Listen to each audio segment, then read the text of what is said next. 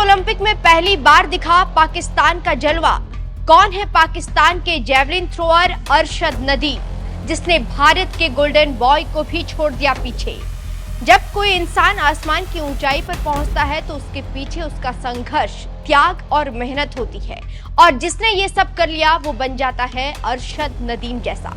बेशक आज पूरा भारत पेरिस ओलंपिक में नीरज को गोल्ड मेडल न मिलने पर अफसोस जता रहा है, लेकिन जब आप पाकिस्तान के अरशद नदीम की कहानी सुनेंगे तो शायद आपको भी यही लगेगा कि वास्तव में इस कठिन डगर का सफर तय करने वाले अरशद को इन बुलंदियों पर तो पहुंचना ही था।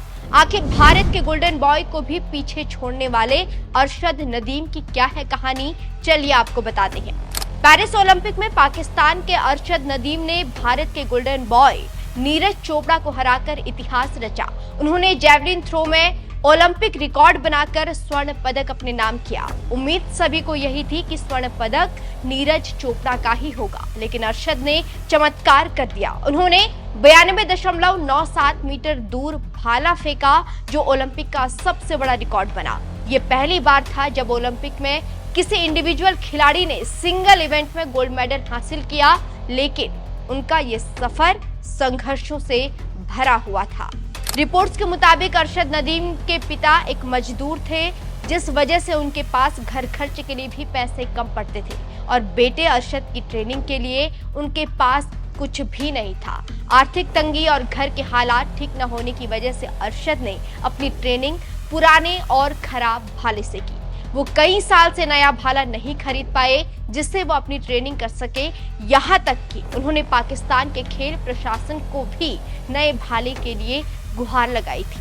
सिर्फ इतना ही नहीं, पेरिस ओलंपिक तक पहुंचने के लिए भी उन्होंने चंदा इकट्ठा किए हुए पैसों से ट्रेनिंग की, तब जाकर वो पेरिस ओलंपिक का सफर तय कर पाए।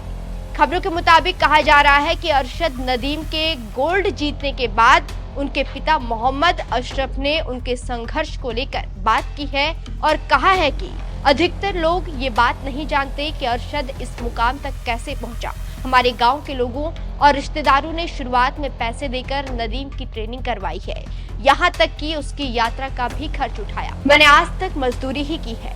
साथ ही वो अरशद को लेकर कहते हैं कि तमाम लोगों की दुआ उसके साथ है। जब अरशद ने फाइनल में अपनी जगह पक्की की तो पूरे गांव में जश्न का माहौल था। आपको बता दें, नदीम ने साल 2011 में एथलेटिक्स में कदम रखा, जिसके बाद साल 2015 में नदीम पाकिस्तान के नेशनल चैंपियन भी बने थे, और इसके साथ ही वो पाकिस्तान की तरफ से टोक्यो ओलंपिक के लिए क्वालिफाई करने वाले पहले ट्रैक एंड फील्ड एथलीट बने थे। उन्होंने कॉमनवेल्थ गेम्स 2022 में स्वर्ण पदक अपने नाम किया था। अरशद को बचपन से ही जेवलिन थ्रो में काफी दिलचस्पी थी। वो स्कूल से इसकी प्रैक्टिस करते आए हैं और इस बात की जानकारी खुद उन्होंने एक इंटरव्यू के दौरान दी। साथ ही इस संघर्ष में उनके पिता ने भी अरशद का काफी सपोर्ट किया।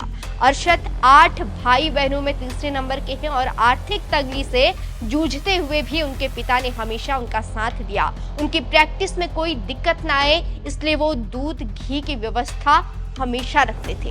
इन सब के बीच अरशद ने घर की जिम्मेदारी को लेते हुए सरकारी नौकरी के लिए भी खूब मेहनत की, खूब हाथ पैर मारे, और स्पोर्ट्स कोटा के तहत उनकी सरकारी नौकरी भी लग गई। लेकिन वो जेवलिन को कभी नहीं छोड़ पाए। वो ट्रायल देते रहे और इस दौरान पाकिस्तान के star javelin thrower Syed Hussain Bukhari की नजर उन पर पड़ी। उन्होंने अरशद की नौकरी से लेकर उनके जेवलिन करियर तक वो हमेशा साथ देते रहे।